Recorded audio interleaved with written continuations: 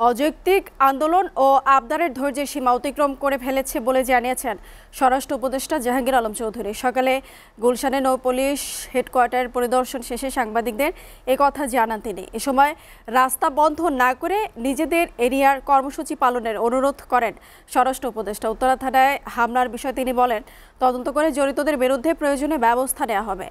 আন্তর্জাতিক অপরাধ ট্রাইব্যুনালের মামলার আসামিদের মধ্যে যারা ভারত সহ দেশের বাইরে আছে, বন্দি প্রত্যর্পণ চুক্তি অনুযায়ী তাদের ফেরানোর ব্যবস্থা করা হবে বলে জানান জাহাঙ্গীর আলম। কারণে অকারণে করতেছে, তারা এটা রাস্তাঘাট ব্লক না করে তাদের যে ঊর্ধ্বতন কর্তৃপক্ষের কাছে তারা জানাইতে পারে। যেমন ছাত্রদের ক্ষেত্রে তারা তাদের ঊর্ধ্বতন কর্তৃপক্ষ জানাইতে পারে। তারপরে যদি তারা কোনো করতে চায়, তাদের স্কুলের মাঠ আছে, কলেজের মাঠ আছে, ওখানে তারা বলতে পারে। বাট জনগণের দুর্ভোগ সৃষ্টি করে যেন না করে এটা করবেন।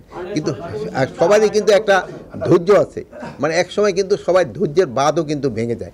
জনগণের কিন্তু ধৈর্যের বাঁধ ভেঙে যাবে।